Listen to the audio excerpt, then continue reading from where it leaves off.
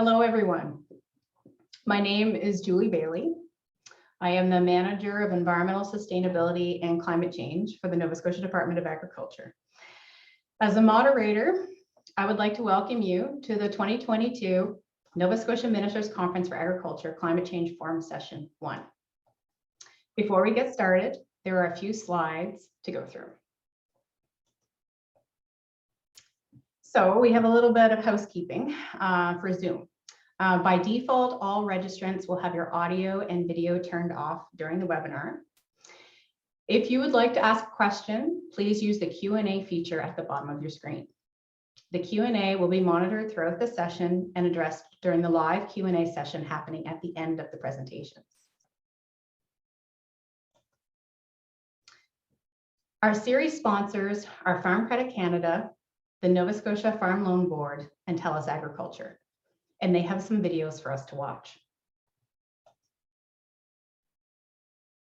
Food keeps our country going, and so do you. If you grow it, produce it, pack it, or move it, you're a key to our future. And we're behind you every step of the way. We're FCC, the only lender 100% invested in Canadian agriculture and food, serving diverse people, projects, and passions with financing and knowledge. If you're behind Canadian food, we're behind you. FCC. Dream, grow, thrive.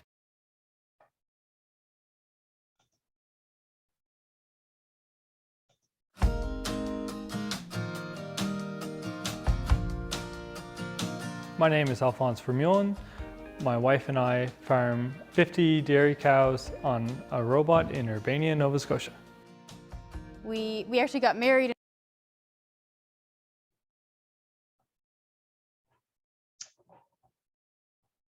Seems to have paused. Give me a second, I'll try this again.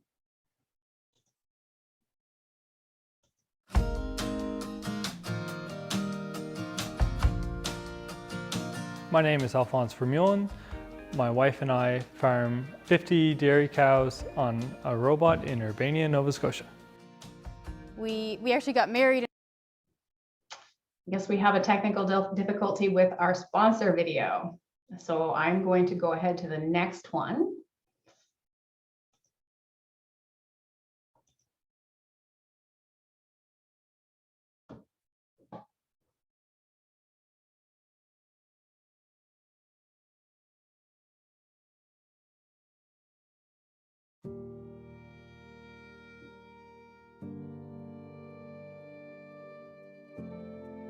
Agriculture fuels the world. But as our food needs evolve, so will our need for information. We're making a commitment to everyone, from seed growers to grocers, to leverage the power of connection and technology, to build trust, to link systems together, and to use resources and information in new ways.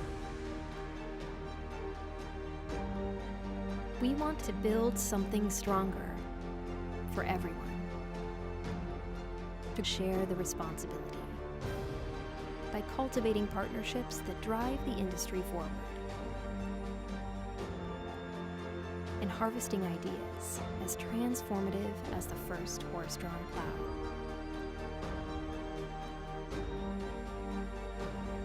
Because we believe in creating better food outcomes.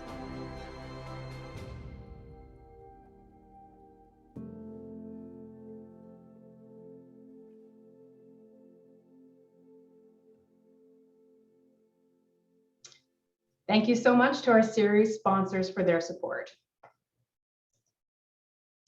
Before we move on to the session, I wanted to remind everyone that there are 5 other sessions in the series. All are free, and please visit prenia.ca to register. I also want to take a moment to mention that the 2022 Ministers Conference for Agriculture will be held on November 3rd and 4th. Registration is now open on the website. This Climate Change Forum session will feature Nova Scotia Agriculture Minister Greg Morrow, Nova Scotia Environment and Climate Change Minister Timothy Hallman, Member of Parliament for Kings Hants, Cody Boyce, and Climate Service Specialist with Nova Scotia Environment and Climate Change, Alex Cadell. The format of today's panel will include a question and answer period following our speakers. I would like to welcome our first speaker. The Honorable Greg Morrill is Nova Scotia's Minister of Agriculture and the Minister responsible for the Maritime Provinces Harness Racing Commission Act. Minister Morrill will be speaking to Nova Scotia Department of Agriculture climate change initiatives. Mr. Morrill, please unmute and go ahead.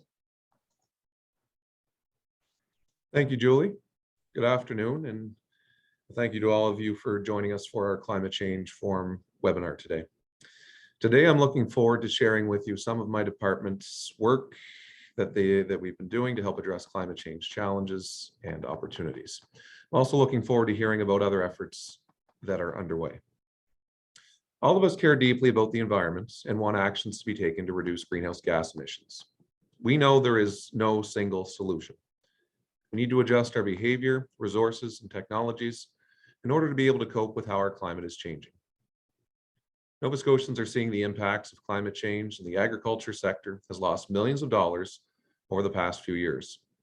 In 2018, we had a frost event followed by Hurricane Dorian in 2019 and a drought in 2020.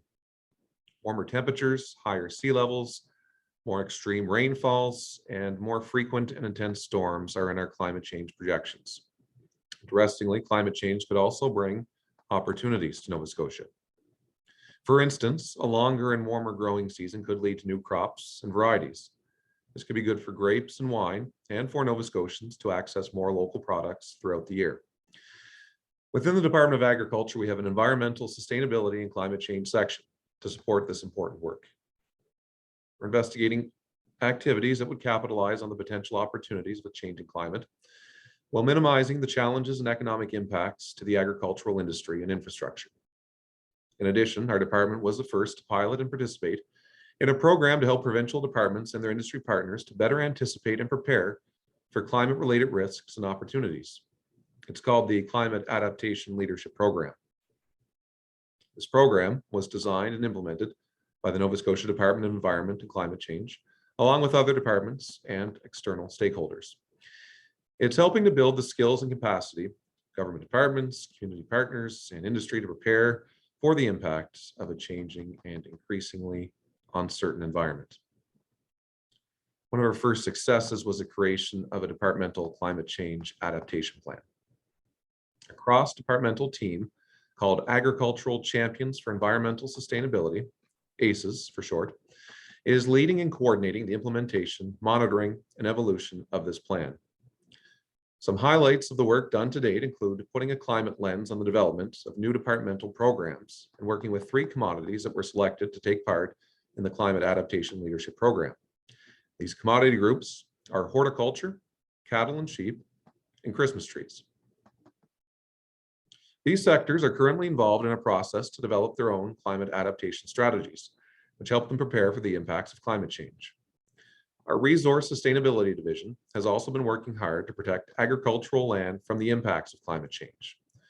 Risk assessment studies, flood mapping, Abbott's structural restoration projects, dike land upgrades and maintenance, and salt marsh restoration are examples of climate change activities that have been completed or are being planned for future years. We're making significant investments in our agricultural dike lands. In 2019, an 8-year, almost $50 million capital project started that will upgrade 16 of the most vulnerable sites in the province. These sites provide flood protection to tens of thousands of residents and businesses, historical and World Heritage sites, Mi'kmaq communities, and more than 20,000 hectares of farmland. This investment of capital will help protect these sites from climate change impacts. The upgrades are funded equally by the provincial and federal governments through the Disaster Mitigation and Adaptation Fund.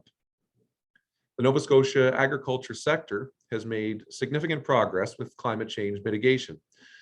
Our department is currently supporting climate change mitigation through investments in agriculture, clean technology, and energy management. The Agri-Clean Tech Fund is a $5 million investment that supports the adoption of clean technologies that help reduce greenhouse gas emissions, improve energy efficiency, promote sustainable and clean growth, and increase value-added agricultural production. We have had very high interest in this program, especially for renewable energy projects, such as solar panels. In addition, the Nova Scotia Agriculture Energy Partnership Program funds the on-site energy manager for agriculture at Efficiency One. This program provides support for our agriculture industry to access energy efficiency and conservation options, access funding programs, and implement improvements. It has included projects such as efficient lighting and refrigeration technology, and it's helping to reduce agriculture's electricity and fossil fuel footprint.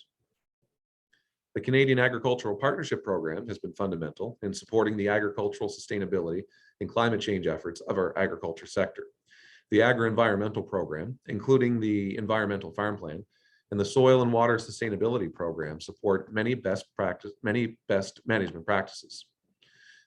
These have multiple benefits, including climate resiliency, carbon storage, enhancing biodiversity, and water quality protection. Producer participation in these programs has been significant, building a strong foundation in preparing the sector for potential climate change impacts. These are just a few examples of the climate change activities in our department. I encourage you to register for our second webinar 2 weeks from now to hear more about our programs, including more details about the work I've discussed today. Thinking ahead, we need to work together to fulfill our federal and provincial commitments to get to net zero and prepare our sector for the changing climate. Environmental protection and climate change are among the priorities for the next agricultural policy framework. Our efforts on climate change adaptation and mitigation have been supported by several federal and provincial colleagues. Two most recent examples of that support came in the last few weeks. Earlier this month, MP Cody Boyce announced on behalf of the federal government close to $390,000 of support through the Agricultural Clean Technology Program to help Nova Scotia farmers adapt to climate change, cut their emissions, and boost competitiveness. And just yesterday, Minister Bibeau announced federal funding of $8.5 million from the On-Farm Climate Action Fund to help equip our province and Newfoundland and Labrador producers with increased knowledge and awareness and support so they can better mitigate and reduce greenhouse gases on farm. Perennia is the organization that will deliver that program in our province. Our department is very grateful for both these recent federal contributions to help our producers in Nova Scotia do their part to help fight climate change. The next few speakers will share some details on the excellent work that's being done. I would now like to welcome our next speaker. I just mentioned, we're very pleased to have Member of Parliament Cody Boyce with us today. He has been a member of the House of Commons Standing Committee on Agriculture and Agri-Food. And he will walk us through some of the significant programs and investments the federal government has rolled out through the past year to help producers develop and adopt new sustainable practices and technologies on their farms. Welcome, Cody. Thank you, Minister Morrow, and thank you, Julie, and to the entire department and Perennia that have put on these series. I noticed that, of course, November, we're going to be back in person. I look forward to that event. I think the first one might have been just before the pandemic, and it was a roaring success. And I know it'll be no doubt a success again in November. So, but kudos and hats off to using technology to bring us all together to have conversations like we're having today. As Minister Morrow mentioned, I have the privilege of serving as the Member of Parliament in Kings Hants. I often refer to it as the agriculture heartland of Atlantic Canada because of the great concentration of farms and agriculture production in our province. I also have the privilege of sitting as the chair on the Standing Committee of Agriculture and Agri-Food at the federal level. And I have the privilege of bringing greetings on behalf of Minister Marie-Claude Bibeau. She sends her regrets. She wishes she could be here, but you'll have to deal with me instead, I guess, so to speak. Look, I'm happy to talk about the programs, but I want to go a little bit broader and just talk about the issue and the opportunity that lays before us. And I had the opportunity to go through some of the list of folks that are on this call, recognize some names, and of course, even on the video, the Vermeulen family, being from Urbania, in my writing, gives us a reminder that this matters to our family farms and to our stakeholders right here, right in our communities. But I think what we have to look at through the agriculture lens is not only the opportunity for agriculture to be an important solution and an important role in reducing emissions, but also positioning our sector to be globally competitive in the days ahead. So, I often say agriculture represents about 10% of our GHG emissions in the country. I don't say that despairingly, because I know that farmers are already doing important work to be mindful of their environmental footprint. They're already doing a lot of work to be environmental stewards. But there's an opportunity for us to do even more and to work with the sector to help reduce emissions to get towards our goal. But I think it's also an opportunity. As the world coming out of a series of COP conferences, I think perhaps what was lacking from Scotland and Glasgow that we will see in the days ahead is the idea of establishing a minimum price on carbon in global markets. And as we move towards that, to make sure that we're putting that requirement on countries that might not be asking their domestic producers to be part of the climate solution, it's going to allow our sector, as we position ourselves, to be globally competitive in a low carbon market. So it's not just about environment, although that's paramount. It's also about making sure that our sector can be competitive and continue to be that global player that we've positioned and established ourselves for. And so, look, I know Minister Morrow represents a rural constituency in the province, as do I. Agriculture is the backbone of the rural economy across the country, here in Nova Scotia, indeed across Canada. And I'll highlight the three major programs that are coming under the federal umbrella. And I'm pleased to say in budget 2021 and since then, we have about nearly $500 million worth of initiatives that are targeted towards the agriculture sector. The first one is the Agriculture Climate Solutions Fund. This is $185 million over the next 10 years that is going to be focused on partnering industry along with researchers, academia, organizations like Perennia, like the Nova Scotia Federation of Agriculture, to actually identify solutions. And I look forward to questions. I know we'll talk about opportunities as well. But how can we look at things that are happening in our own communities? We look at changing weather patterns, for example, in the Valley, and identify ways that we can use research and science to address those challenges and also those opportunities. So that includes things like the living labs, where we will have the ability to work through the research capabilities at the federal and provincial level to support those initiatives. It's over a 10-year period. And I know, for example, the Nova Scotia Department, along with the Federation, has an application in that's being reviewed by the Government of Canada. And I look forward to hopefully those types of investments rolling out in our province in the days ahead. There's also Minister Marie-Claude Bibeau announced $200 million for on-farm climate action program yesterday. As Minister Morrow highlighted, that represents $8.5 million to be largely here in Nova Scotia, but of course in partnership with Newfoundland and Labrador. Also $6 million investments in Prince Edward Island and New Brunswick. And the focus, of course, here is on farm. The climate solutions is research focused. It's bringing together a whole host of partners. This one is focused on working directly with farmers to be able to reduce their emissions, to work with their capabilities, to match public sector funding with private capital from our agri-food producers. And certainly look forward to, under Perennia's leadership, in partnership with the department, rolling out that type of investment to help catapult our farmers in the days ahead. And the third tranche of federal investment in this specific domain is the Agriculture Clean Technology Program. And Minister Morrow, of course, highlighted the provincial leadership of the $5 million that has been set aside at their level. This is $165 million across the country.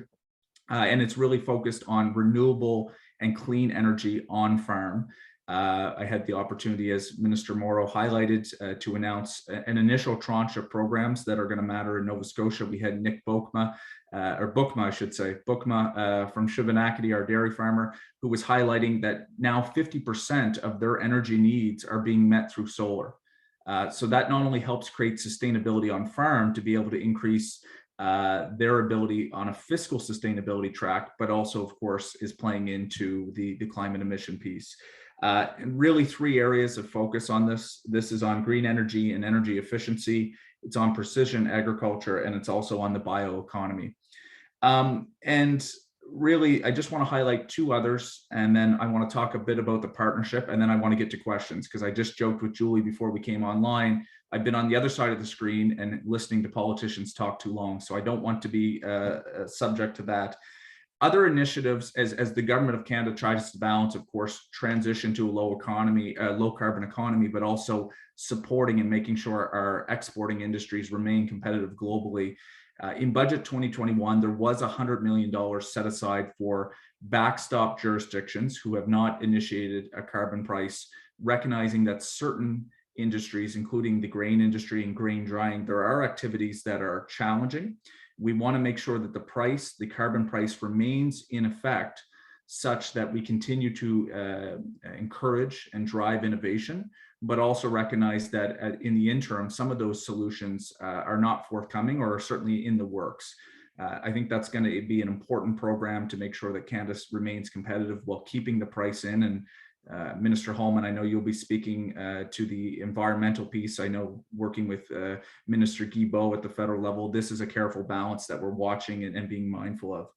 The last, of course, is some of the Environment and Climate Change Canada protocol around soil and carbon sequestration. We have a tremendous opportunity in this country to look at regenerative agriculture practices, to build on what farmers are already doing, to be able to actually sequester more carbon by changing practices that can also be more sustainable on farm in an economic sense. So those programs are underway at this point. There's a tremendous opportunity, and I know when I speak to stakeholders in the agriculture sector, this is something that they'll be watching. So I invite those who are on this call that are farmers, reach out to myself, reach out to our office. We can certainly keep in touch as those programs go forward. Nova Scotia has an opportunity, I think, to be a leader in that domain as well. And I trust with the leadership at the provincial level, we'll be looking to capitalize on those. Finally, on the partnership, Minister Morrow mentioned it. This is a $3.8 billion 5-year agreement. Perhaps Minister Morrow and Guilbeault can push to make that envelope even bigger, and I'll certainly work with Minister Freeland to see what might be available. But it is an important program, and the Guelph Declaration really lays the foundation for our agriculture sector to continue to be competitive internationally, to focus on ways that we can strengthen domestic capacity, but also be mindful of making the entire sector more sustainable. I would be remiss without mentioning the fact that under the leadership of Marie-Claude Guilbeault, we've been able to strengthen the business risk management program, including eliminating reference margin limits. I see some of my horticulture producers are on the line. I know that there's a desire to want to do even more on the trigger and the compensation part. That will be a conversation that we will continue, and I know Minister Morrow is well in tune with that as well. So with that, I just want to say it's a pleasure to be here. I look forward to the question portion. Thank you for your work. For those that are in the sector, you're leading the way. And I would say that government knows that we have a role to play in partnership with your work to help position our sector accordingly. So I'll turn it over, I think maybe back to you, Julie, or perhaps to Minister Hallman.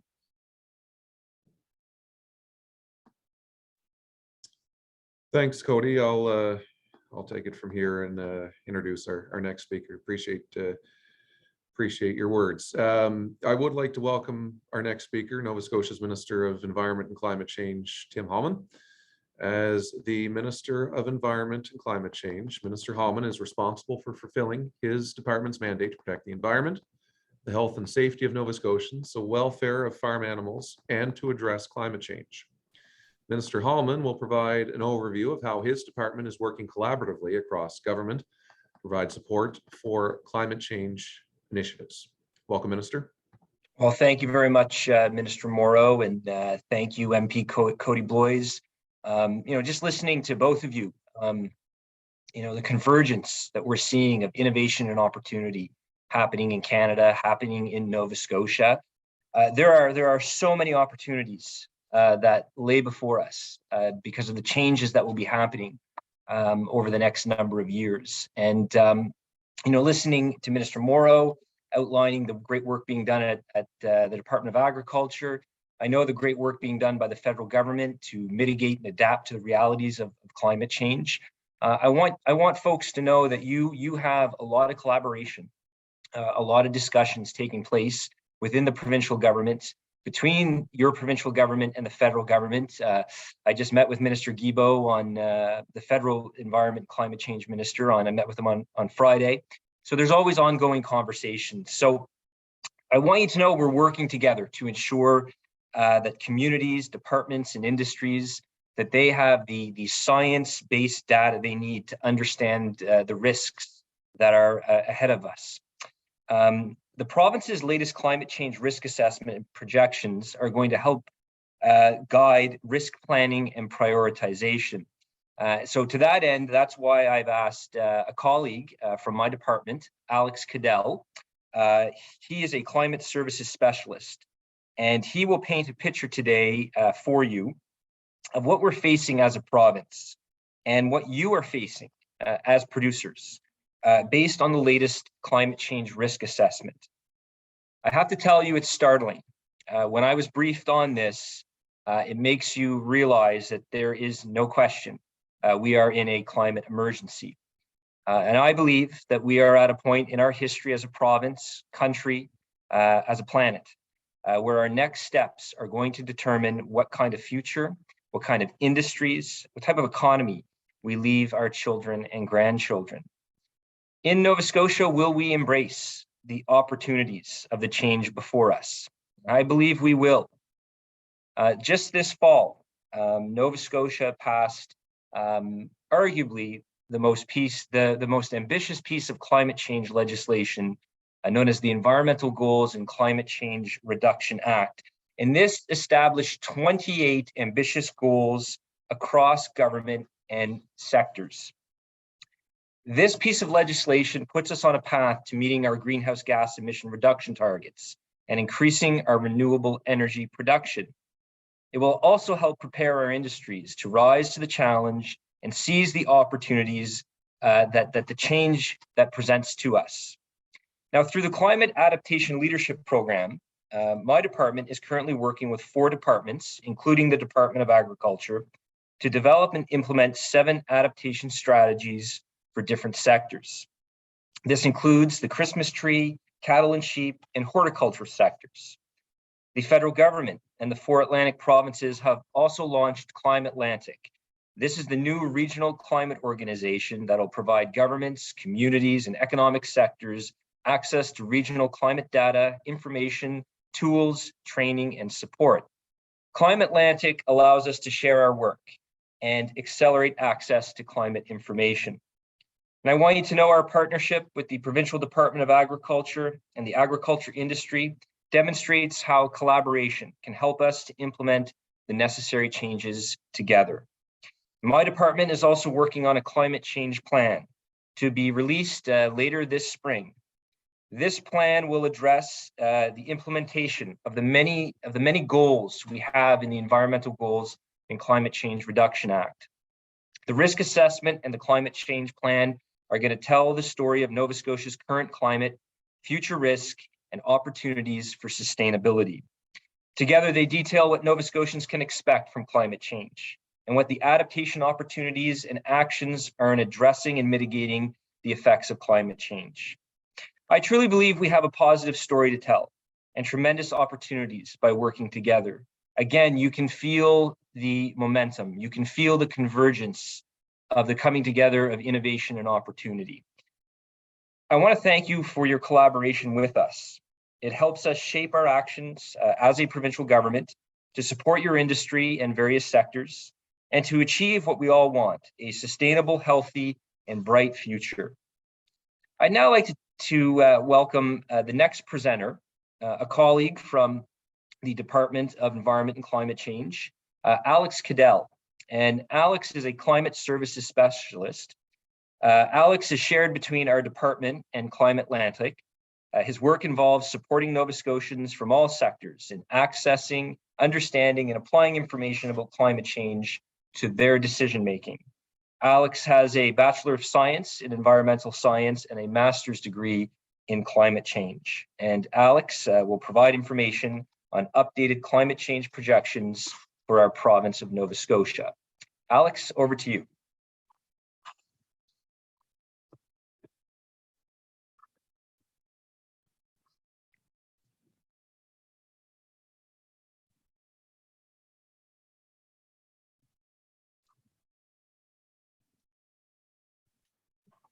There we go. Thank you. My mute button disappeared, so I appreciate the assistance there. But thank you, Minister Hallman, for the introduction, and thank you everyone for sharing such valuable information on different policies and programs related to climate change and agriculture. As was mentioned, my role here is to describe the magnitude and timing of some of the climatic changes that we're expecting in Nova Scotia, with the hope that this provides clarity on how climate change may directly impact your work, your community, and the agriculture sector in the province. So just as a quick piece of context to get us started and make sure we're all on the same page, I just wanted to talk about projecting future climate and where this data is coming from. As you may be aware, scientists use an ensemble of complex climate models to simulate the physical, chemical, and biological processes in Earth's land, atmosphere, and oceans. And the results that come out of these model simulations, what we call projections, help us to better understand the long-term patterns and averages of the climate system. So a reminder here that models aren't attempting to forecast conditions at a specific point in time, but rather to help us understand what the average conditions in a future period of time might be. Those global results are often further downscaled to our local area. So just know that all the data I'm talking to you about today is locally relevant and scientifically sound. I think it's also useful to acknowledge that there are sources of uncertainty within climate projections, both due to the chaotic nature of the climate system, as well as the impact of human decision-making. But the causes of that uncertainty are quite well understood, and the consensus is absolutely that we have enough information to effectively take action. So one of the ways that we examine uncertainty is by using climate change scenarios that represent different plausible futures. So the data I'll be talking to you about today is from a high emissions scenario that most closely matches the increasing trajectory of global emissions to date. However, I think it is useful to pause for a moment and recognize that projections are quite consistent across scenarios for the next several decades. And that's a reflection of our climate system adjusting to the greenhouse gases that we've already emitted. Now, our decisions today do still absolutely have a tremendous impact further into the century on kind of the warming trajectory that we're on. But over the next few decades, we do have quite a good understanding of the direction that we're headed and know what we need to adapt to. And that rate of warming that we're already experiencing will result in some very different climate conditions as soon as mid-century. And that's an issue because many of our built and natural systems are designed for and adapt to the range of historical climatic conditions. So through the provincial climate change risk assessment that Minister Hallman mentioned, we have identified a series of 5 key findings from the updated climate projections for Nova Scotia that we think Nova Scotians should be aware of. And we'll discuss each of those in turn, starting with this theme of it's getting warmer. So I have a large chart for you here, so I'm just going to quickly break down what it's displaying and then we'll walk through it. In the left-hand column, we just have a number of different indices related to temperature in the province. And then we have 3 different columns representing different time periods. So the baseline period of 1981 through 2010 shows what our historical climate used to be. The data for the 2050s shows what I mentioned was what we know we're on track for, regardless of the emission scenario that we choose. This represents what we know we need to adapt to. And then on the right-hand side, we see data for the 2080s, which represents that path that we're on track for under that high emissions future. We still have an opportunity to pull away from that, but there's work to do if we want this to not be our future, I suppose. So just verbally, in the interest of time, I'll mostly be pointing out differences between the baseline period and the 2080s, but the other data is there for you to follow along with if that's helpful. So to point out some specific indices about how our climate is changing in the province. We can see our mean temperature increasing from an average of 6.6 degrees in the baseline to 11.1, or an increase of 4.5 degrees by the end of the century. That results in increases in the annual hottest day that we experience, increasing from 29.6 degrees to 34.4. That results in days that exceed certain temperature thresholds, like 29 degrees Celsius, which is the typical criteria for issuing a heat warning in the province. In the baseline period, we had an average of about 2 days that met that criteria, whereas towards the end of the century, we're on track for about 32 days or over a full month of days that would be under a heat warning. You can see associated increases in the nights above 18 degrees Celsius as well, what are termed tropical nights. If we look at some of our cold temperature indices, we can actually see that winter is the season that is warming most rapidly. So for example, the annual coldest day that we would typically experience was on average negative 21.9 degrees Celsius in our historical period, whereas by the end of the century, negative 13.6 might be the coldest temperature we see in a typical year. The average winter temperature in the province is also increasing from below zero, negative 3.7 degrees Celsius, to above the freezing mark, 1.3. And as you can imagine, that has some quite significant consequences for the typical characteristics of the winter season that we're used to. The number of freeze-thaw cycles that we typically experience decreasing from 44 to 35, and an important seasonal shift within that as well, where we're losing a lot of the freeze thaw that would typically take place during our fall and spring seasons, with more freeze thaw taking place during the winter season itself. We're also projecting increases in the length of our frost-free and growing seasons on the order of about 1 to 2 months, depending on the time period we're looking at there.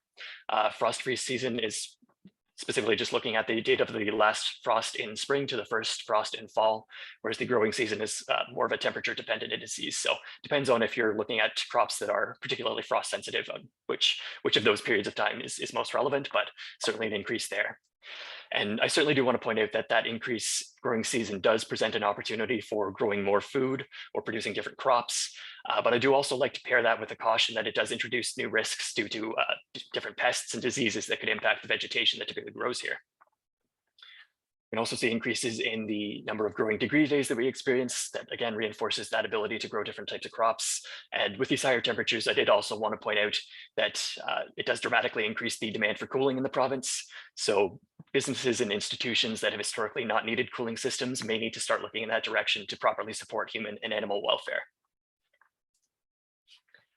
So just to point out a few of the hazards associated with these rising temperatures, we can expect increases in the frequency, severity, and duration of extreme heat events. That carries a risk to public health. For example, there are notable increases in mortality rates at higher temperatures, as well as risks for outdoor work and recreation, as well as many species that aren't adapted to cope with extreme heat. The increased likelihood of hot and dry conditions could lead to an increase in drought and wildfire. And some of our cold temperature hazards, like extreme cold and snowstorms, will certainly be less common, but will still occur. So we can't be fully complacent about those either. Moving on to our second key theme, precipitation patterns are changing. And really there's three key trends to highlight here. First, we're seeing a slight increase in total annual precipitation on the order of about 6% by mid-century and 11% by the end of the century. However, I think it's useful to note that that increase in precipitation doesn't necessarily result in more available water. When we think back to those higher temperatures I was just talking about, recognize that also drives up rates of evaporation and transpiration. While we're seeing an increase in precipitation, it's leading to a rather interesting situation where we're increasing our risks of flooding and drought at the same time. Second trend to highlight here is the type of precipitation that we're expecting. And basically, as temperatures continue to warm, more precipitation will fall as rain instead of as snow. So you can see that days with snowfall, for example, are decreasing from 39 in the baseline period to 17 by the end of the century. Final really important trend to highlight here is the intensity of precipitation. So for example, we're seeing increases in the number of days with excess of 20 millimeters of precipitation, our most intense rainfall events, as well as increases in the maximum 1 day and maximum 5 day precipitation totals, which just means that as more precipitation is falling in the same amount of time, we're trending towards more intense rainfall events, increasing the risk of flooding.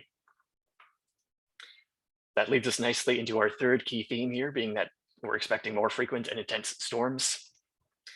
And largely this relates to changes to the frequency, intensity, duration, and timing of some of our most impactful tropical storm events. These events like hurricanes, Juan and Dorian, that have occurred within recent memory, form in the tropics and make their way up the coast. And basically warming oceans enable those tropical storms to travel further north before weakening. So we're projecting increases in peak wind speeds for example, by 2100, as well as we've already started seeing increases in wave heights in both the summer and the winter. What this means is it's more likely for larger storms to hit Nova Scotia and to be more impactful when they do. As you're well aware, many of the hazards associated with storms include things like flash flooding, high wind events, storm surge, coastal erosion, and landslides. Our fourth key message to get across here is that sea levels are rising. And I do always like to just pause on this photo for a moment here. This was taken during a recent storm surge event in Liverpool, Nova Scotia. And one of the quotes that's really stuck with me around thinking about sea level rise is that today's storm surge is just tomorrow's high tide. And if we look at the magnitude of some of the sea level rise that we're expecting around the province, as well as storm surge events that we've experienced, we can see that that bears out in a way that's quite useful. And if we think about water levels like this occurring twice a day at high tide, rather than just once every 20 or 30 years when a major storm hits, we start to wrap our heads around the magnitude of the problem some of our coastal infrastructure and coastal communities are facing. But more specifically, around Nova Scotia, we're expecting sea levels to rise by about 68 to 100 centimeters by 2100. And that range there is a range of regional variation that I'm describing. So I know the legend on this chart might be quite small, but the greener colors are more towards that 68 centimeter range, whereas the reds are more towards 100. So we can see that largely we're expecting the highest increases in relative sea level rise around Cape Breton and secondarily around Halifax. So certainly this is an issue that will impact our entire province. I always want to make the point that that estimate does not include potential instability in the Antarctic ice sheet, which could add an additional 70 centimeters of sea level rise by 2100. At present day, that is being regarded as a low likelihood event, but it would obviously be impactful enough that it's something that scientists are watching very closely. And other jurisdictions are planning around that additional 70 centimeters for some of their most high-risk coastal developments. Also useful to note that water levels experienced will still be influenced by things like storm surge. We've experienced surges of up to 1.6 meters in recent years during large storm events, as well as high tides and coastal geomorphology. So for any kind of coastal planning, we should really be thinking about what the impact of a major storm hitting at high tide would be under a sea level rise scenario to make sure that our infrastructure and our communities would be safe in that scenario. Some of the hazards associated with sea level rise, as may be obvious, coastal flooding and storm surge for many of our coastal infrastructure and coastal communities are quite impactful. Also like to highlight saltwater intrusion, which can reduce the availability of fresh water at some coastal locations, as well as impacts on coastal ecology. Some of our sensitive ecosystems like dunes and salt marshes that do help to moderate the impacts of events like large storms may not necessarily be able to keep pace with this rate of sea level rise, particularly where they're already constrained on the back end. Final message here is that our oceans are changing, and I'll keep this relatively brief because I know this is a session on agriculture, but there are connections here to aquaculture, for example. So just to highlight some of the key trends, conditions, and hazards that are associated with this.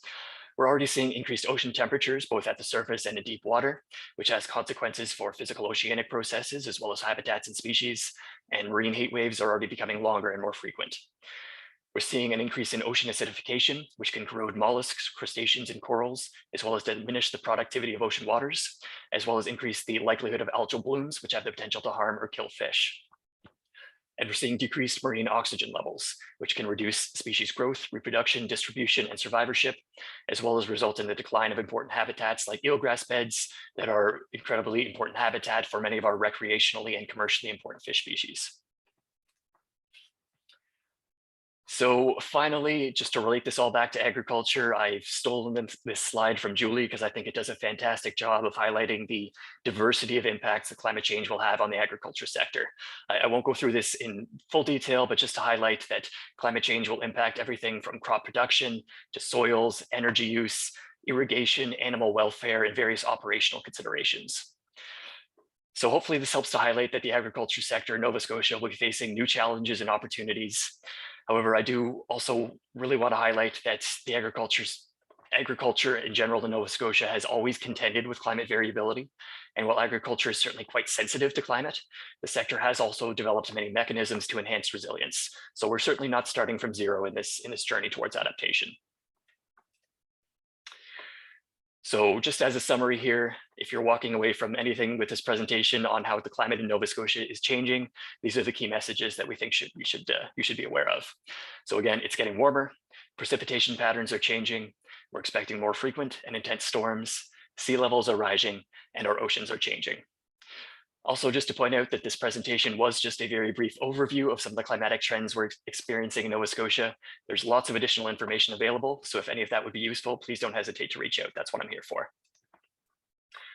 So with that, hopefully this slide deck has helped to underscore and reinforce that our changing climate will impact infrastructure, ecosystems, public health, and ultimately ways of life in Nova Scotia, which means that mitigation of greenhouse gas emissions will be crucial to avoid the most severe impacts, and that adaptation will be necessary to adjust to the changing climate. Well, Elio, thank you, and I'll turn it back over to Julie.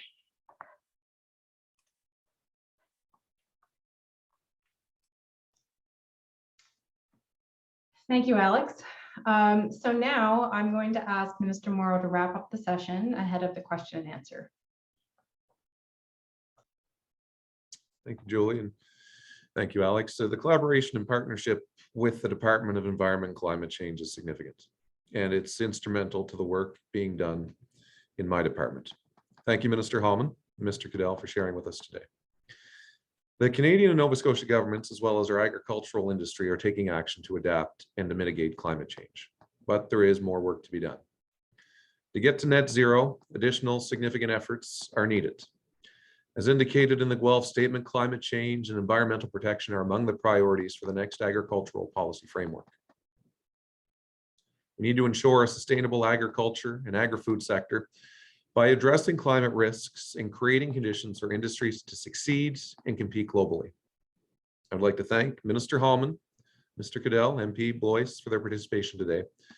I'll turn it back over to our moderator, Julie, to lead us with the question and answer portion of the session. Thank you.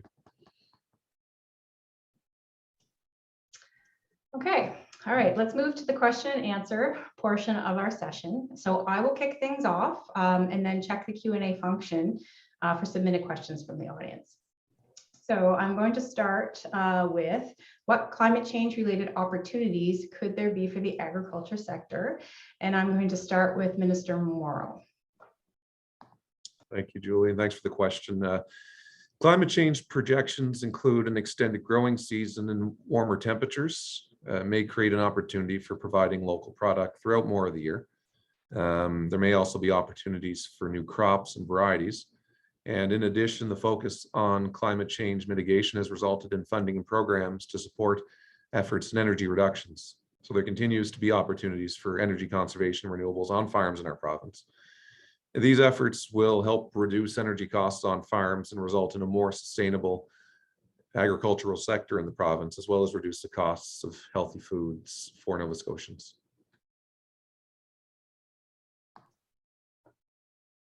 Thank you. So I'm going to open this up to the rest of the panel, if that's something you'd like to add to. Go ahead. I'll jump in, Julie. Look, I think Alex's slide could probably just speak to the answers. There's both opportunities and threats.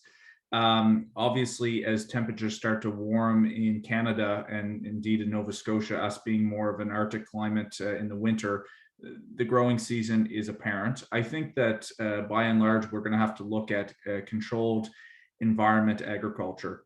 And we see some examples of this in Nova Scotia. I think about places like Hallman, which is using the ability to have produce grown inside with temperatures and inputs that are as most efficient as possible. And I think that is going to have to be areas that we look at, particularly as Alex pointed out, with things like atmospheric rivers, which we've seen out west, but we also seen in Cape Breton.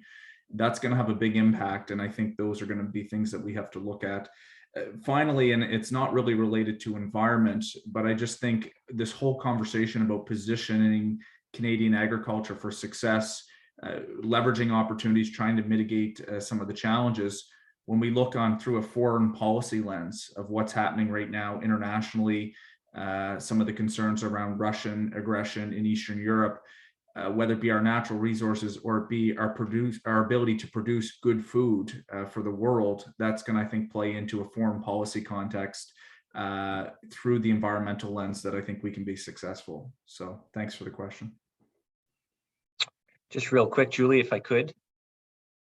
I'd just like to echo in most regards what Minister Morrow has said and what Cody has said. You know, if you look at what we're currently developing through our climate change plan, which we hope to release in the spring of this year, you know, specifically as Minister Morrow mentioned, you know, focusing on local products, local food. You know, these are some of the key aspects we need to see go into that climate change plan. And so this is all very good. These questions as they're coming forward, you know, it certainly highlights just the robust conversations we're having between our two departments in terms of what needs to be contained in that climate change plan. Just very briefly on my end as well, I think I'll mention one other important opportunity, and that's that adapting to climate change may also provide an opportunity for focusing on other elements of resilient farms that have important co-benefits, like soil management, water management, and biodiversity. I think that ties in really nicely to some of the funding opportunities that have already been mentioned here. Thank you. Okay, so the next question. What climate change impacts worry you the most? And I think I'll start with Minister Hallman and Alex to start with that, if that's all right. Well, it's often said that all politics is local, and so I represent East Dartmouth in the Nova Scotia House of Assembly. And when I first got elected in 2017, my oldest child told me, "Get us off coal, Dad. Get us off coal." And so that just speaks to us moving towards a cleaner, greener future. To me, that's there's lots of priorities, but in terms of the prioritization, it's working with various sectors. To bring about renewable energy. We have the legislated goal in this province to phase out coal by 2030. Seeing our greenhouse gas reductions, we have a very bold goal of 53% reduction by below 2005 levels.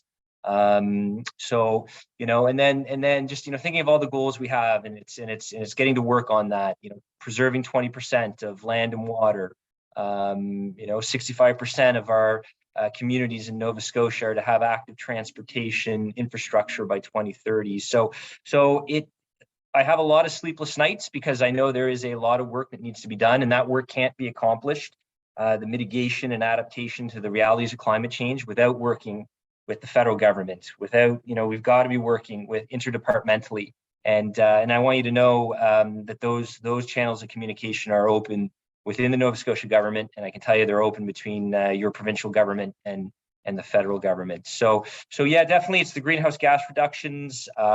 It's definitely getting our climate change plan out to Nova Scotians and out to Canadians, to the world, so they know what specific concrete steps we'll be taking to mitigate and adapt to the realities that Alex outlined.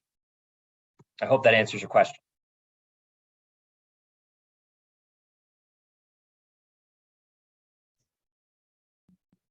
Alex, do you have anything to share? Do you have any climate change projections that worry you? I'll highlight one, certainly.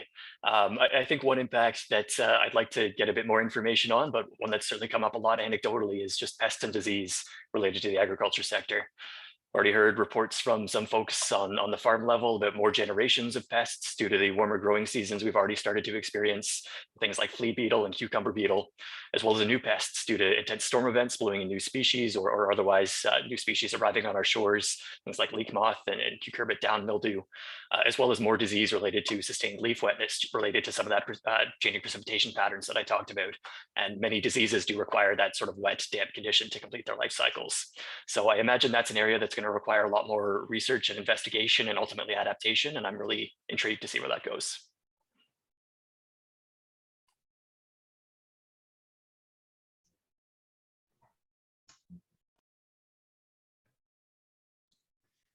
Yeah, I would just say, you go back to the start of near the beginning of Alex's presentation, and that chart on the various shifts in temperature and precipitation levels. It puts it quite bluntly.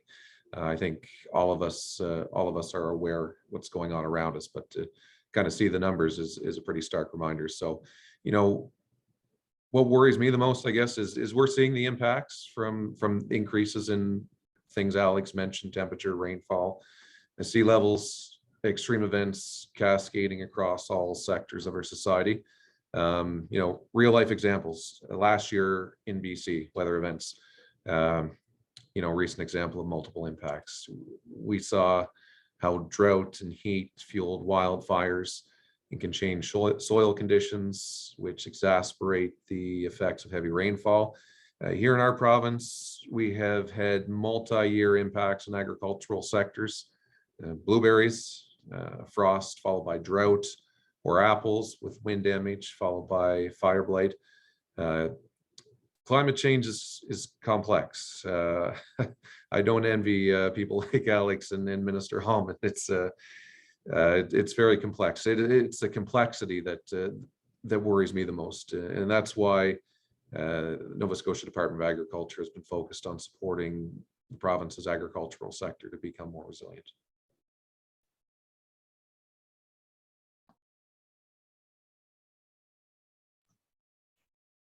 MP Boyce, is there anything you wanted to share on this one?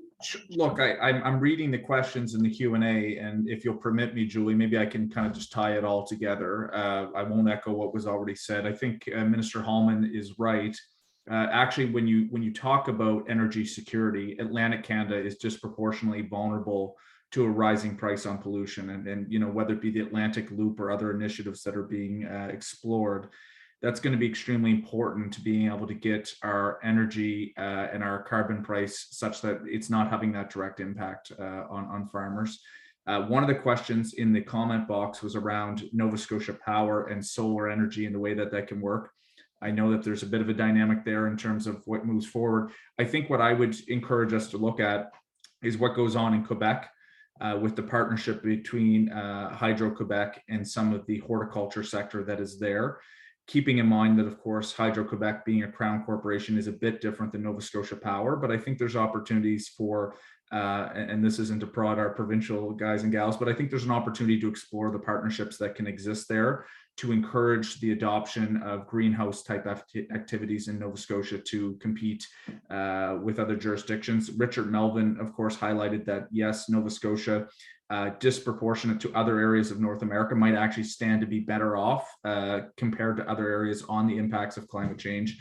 So I think he's right in terms of we have to use that as a competitive advantage, that we might actually be in a net advantageous position, notwithstanding the global challenge and the seriousness that that represents. And finally, there was a question around institutional buying power. We do have an election platform that talks about a national food and school program. In all of this, we have to be mindful of our trade relationship. And I really think we have to look at both ends of the telescope at the same time. Yes, how can we encourage local agriculture, the adoption of having Nova Scotians or Canadians eat more local produce? And Minister Morrow and others have talked about the programs that they have in place. But at the same time, Canada at 38 million people, we have tremendous ability not just feed ourselves, but feed the world. And we still have to be looking globally. So we don't want to be too inward looking, and we have to be mindful of trade relationships that preferential access under our procurement strategies could implicate that. As long as we can balance that, I think that there's a tremendous opportunity to look at using more local input on the procurement side to answer Ben's question. Thanks. Okay, thank you. And I see that Alex also answered a question around would the temperature projection chart be available? So you think he typed in an answer there. But just to back up about the question, that there's the question that says, what's the plan to work with Nova Scotia Power? They seem to be working against the use and growth of solar power. And my understanding is there's some legislation in the works. And I'm not sure if Minister Hallman can speak to that, or if we.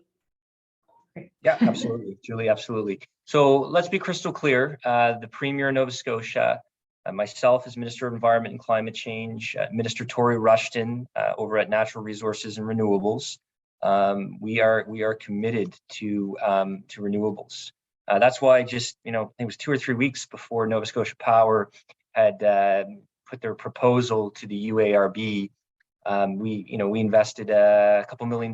Natural Resources and Renewables invested millions into the solar sector. Because we believe this is the right thing to do. This is, when we talk about convergence of innovation and opportunity, renewables are the future. And so look, I mean, obviously, we want to work with Nova Scotia Power. We want them to be a partner. They're key in establishing the Atlantic Loop, and certainly the provincial government has had conversations with the feds on that. So make no mistake, this is a province. We have the legislated goal of 80% renewables. Electricity has to be 80% renewable by 2030. We're committed to that goal. That's why we put it into legislation. Legislation's powerful. It holds government accountable, and it signifies to all our partners in Canada on various levels, just how serious we are committed to do that. So yes, I mean, we have to work with Nova Scotia Power, but the Premier has been very crystal clear that he will protect the ratepayers of this province. And maybe Mr. Morrow has more that he'd like to add from the provincial perspective. No, that's fine, Minister Hallman. You summed it up quite nicely. Thank you. So that's actually a good lead in to another question, which is, where does climate change sit on the government's priority list? Okay, go ahead, Mr. Boyce. Look, I would say that when you look at the key messages that the government of Canada is putting forward, climate and environment have been top ones. Let's not kid ourselves. The transition is not easy. Canada is the 4th largest oil producing country in the world. So despite a number of initiatives, despite the price on pollution and things that we're talking about through the agriculture lens or otherwise, it is not easy to move the yardsticks, but we are. And Minister Hallman can speak to that as well with Minister Guilbeault. But look, it's a top priority, and it's not just through what needs to happen to make sure that kind of the world as we know it is sustainable in the days ahead. It's an economic opportunity, and I want to reiterate to the folks on this call that those that might be watching, yes, it's about first and foremost environment, but it's also about positioning Canada to be successful and to be competitive in a changing global economy. And we have to look at it, embrace it as an opportunity, not just a threat. But yeah, look, top priority, and very pleased to be here. And I'll turn it over to one of my provincial colleagues, because I think without a doubt, it's a top agenda for all governments right now. I think that was extremely well stated, Cody. And from the perspective of Nova Scotia, it is a top priority. That's why, the last fall session of the legislature, our perennial hallmark piece of legislation was the Environmental Goals and Climate Change Reduction Act. And it hadn't been in government that long, and the Premier had said, "Get this done." And I'm like, I've only been a minister for a couple of weeks, and he's like, "Get it done." And because we wanted to signal how serious we were to the commitments of mitigation and adaptation. But I also want to highlight what Cody said as well, like the opportunities. Like, change is challenging, but the opportunities that are lie ahead for your sector, the opportunities for our kids and grandkids as we transition to a clean and green Canada and Nova Scotia, enormous opportunities. So you're seeing a lot of alignment between Nova Scotia and the feds when it comes to environment and climate change. I've had some very productive conversations with Minister Guilbeault. I look forward to working with my colleague, Mr. Guilbeault. But I think the key thing to take away is, as Cody said, it's the opportunity. I know a lot of our young Nova Scotians, when they look at renewable energy, when they look at net zero, when they look at greenhouse gas reductions, they are so excited. And we owe it to them to make sure we inspire them and show them that we are taking the steps at the provincial level and the federal level to adapt and mitigate the realities of climate change.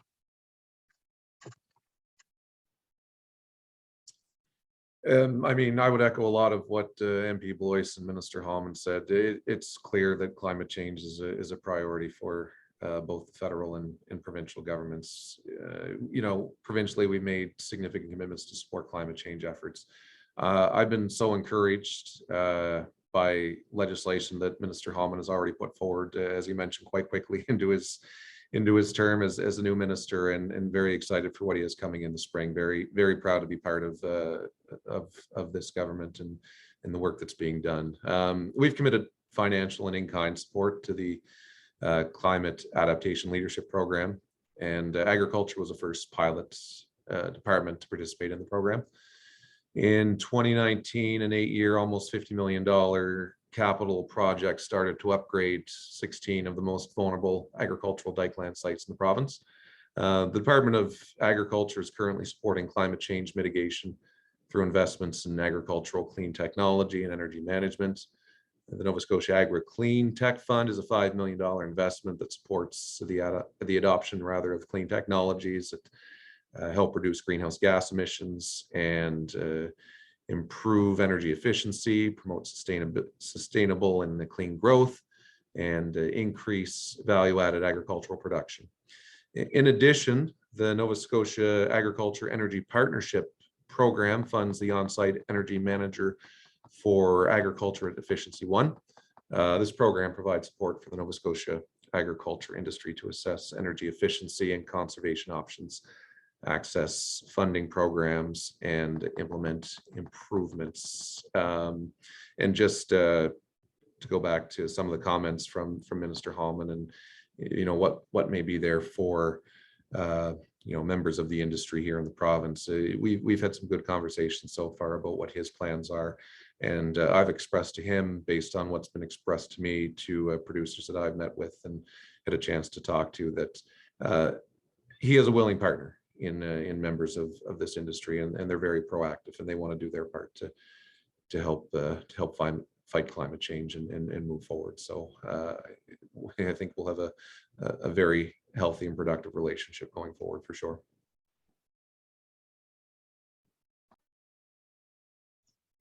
Thank you.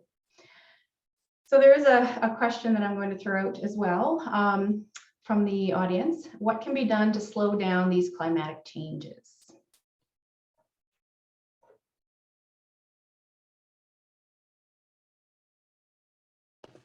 Julie, I'll jump in. Alex probably the best to speak on this, so Yeah. I don't want to be one of these politicians that think I know the answer to everything. I think Alex summed it up pretty good, that we're already kind of living in the footprint of where we were previously in terms of our emissions. This is going to continue to happen. Even if we went to net zero today, there's still going to be climate impacts in the days ahead. So perhaps with your indulgence, Minister Hallman, I'll turn it to Alex, but I think to the question that was asked, it's about doing work now such that the projections years down the line are less severe than what is happening. That includes some of the programs we've talked about today at the federal and provincial level, but also the private investment. Government has a role to play, undoubtedly. We have a role to help encourage and entice, but so too does the private sector. And so if you're a farmer out there right now, notwithstanding, yes, there can be challenges, I encourage you to start looking at what ways you can be investing, matching government programs, or moving in that direction, because it's going to pay dividends down the line. And I think the focus is, how do we reduce emissions in the interim, also recognizing that no matter what we do, there's going to be impacts, and how can we find smart, efficient ways to mitigate that risk to the extent possible to still have opportunities around. But Alex, you might have something more to say. I think you've summed it up nicely, particularly the practical component of this. I mean, from the scientific perspective, we know our climate is changing because we're emitting too many greenhouse gases. So addressing the root cause of that problem is reducing our emissions and ultimately working towards net zero, which is a commitment that's increasingly being made around the country and around the world. Just to highlight again the long residence time of these greenhouse gas compounds in the atmosphere, things like carbon dioxide and methane, once they are emitted, it takes decades, if not centuries, for them to naturally break down. So just recognizing that our decisions today do have consequences for generations to come. And until we're able to make some real dramatic and lasting progress on reducing greenhouse gas emissions, we know we'll be needing to deal with climate change for many years to come. Yeah, I think that was very well said, Alex. And we often talk about adapting and mitigating, and there are things that we just have to adapt to. In order to adapt, we have to acquire information. That's why a few months ago the government of Nova Scotia invested 1.5 million in floodline mapping, which we hadn't done, I think, since the earlier mid-1990s. I just use that as an example where, as Cody said, government has a key role to play. But also so does the private sector. And we're seeing that. We're seeing that all over Canada. We're certainly seeing it in Nova Scotia. We just put out one of the largest procurements, RFLs, for wind energy here in Nova Scotia. And again, I bridge back to when I say the convergence of innovation and opportunity. And to that end, there are some things that we have to reduce. There are things that we just simply have to adapt to those realities. And but one of the things, my short time being minister, is one of the things, and I saw this when I was a teacher as well among our youth, sort of that climate anxiety. I think the work being done at the federal level and the provincial level, it's really trying to show young Canadians and young Nova Scotians that through the advice of people like Alex to the politicians, we are taking the necessary steps to adapt to the realities and to reduce our CO2 footprint in the atmosphere. But Alex is correct. I mean, from a scientific, absolutely, it's a fact. It's going to take generations to repair this damage, and in some cases, all we can do is adapt. And you're seeing that. I mean, in Nova Scotia, back in 2019, we brought in the Nova Scotia government brought in the Coastal Protection Act. There's an example of adaptation. All right, we have to adapt to our realities, and but make no mistake. I mean, I think you can clearly tell at both the federal and provincial level, you have a desire to work with all stakeholders to get to that better place, and that better place is going to have, I know, lots of opportunity for the next generation of Nova Scotians and Canadians.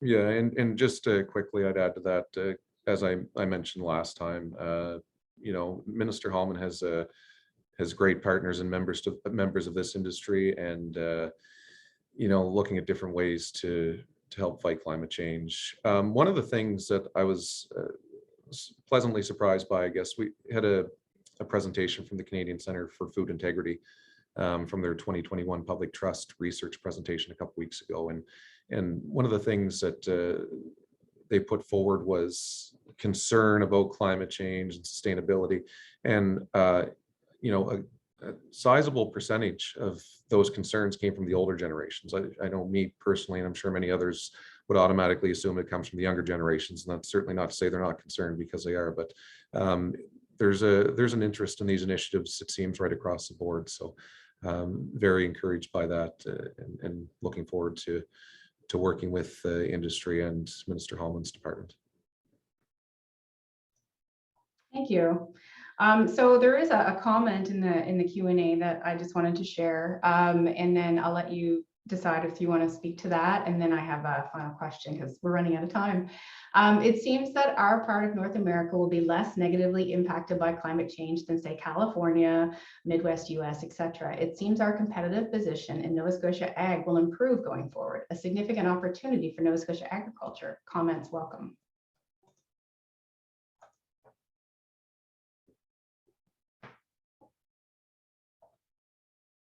So, okay, go ahead. Yeah, thank you. And Richard Melvin, who's the pride of Kings County. I saw this question earlier and I had spoken to it, but I also see a couple others around carbon pricing and how government tries to walk the balance between encouraging investment, encouraging transition, but at the same time trying not to be punitive to the realities of the agriculture sector today. So look, just to reiterate, Richard, I think you're right. I think that in Nova Scotia and in Canada, we have a unique opportunity and we need to position ourselves. I will be one to say, even in Parliament, we can do a better job at the federal level about starting to position Canadian agriculture to be a global player, to strengthen supply chains at home, to look at ways that we can reduce emissions and make Canadian agriculture as clean and sustainable as possible, so that that's not only good for the environment, but it's good for our global competitiveness in a low carbon economy. At the same time, we understand that some of these technologies are coming online. Government has a role to help facilitate the adoption. We, for example, had $50 million in the last budget to support renewable grain drying and using different technologies to reduce emissions there. I do think it's a legitimate question as we move towards $170 a ton by 2030, how we balance that reality. I think an important element internationally is going to be getting to a minimum price on carbon such that we don't price our agriculture sector out of a global market. Provincially, Minister Hallman might be able to speak to this as well, about how, to date, Nova Scotia has been able to really use large emitters to be a part of kind of that carbon pricing and for us to get to our goals.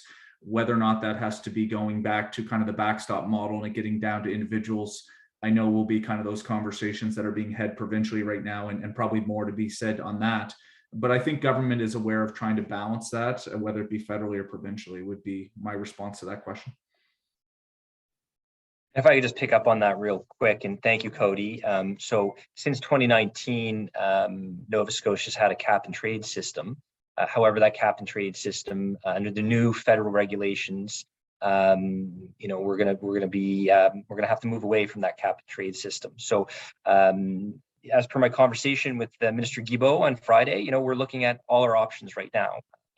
But absolutely, it's working with the federal government to ensure that price stability, affordability to Nova Scotians. But I can tell you, I hear that a lot from my residents that I represent here, and I hear that throughout the province. So in terms of Nova Scotia at the moment, there's ongoing discussions internally in terms of, you know, what that federal backstop carbon levy will look like moving forward.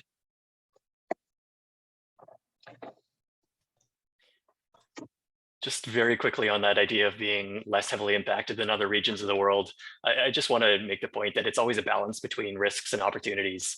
And while certainly the opportunity for Nova Scotia agriculture is quite potentially profound, and folks have spoken to that quite eloquently already, but just recognizing that there's other risks associated with this as well, or for, you know, some of our coastal communities and public health with some of the high heat events, things like that. So it's just a matter of using proper information to ultimately set Nova Scotians up for success and do our best to ensure that no one's left behind. Yeah, and I would just add that it's Alex mentioned, you know, we talked about some of the opportunities, and of course it's you know, there's risks to be considered as well, but we've got some ambitious goals in the department, and you know, we're looking at all those opportunities and looking to move forward.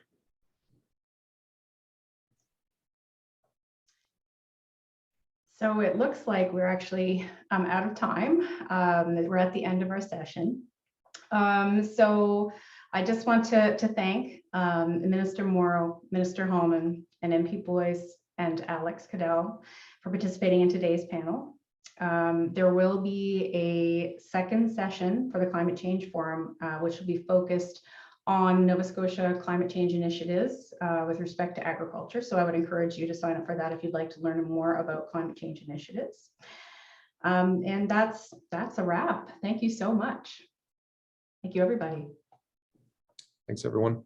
Take care, folks. All the best. Thank you for the invitation. Have a great afternoon.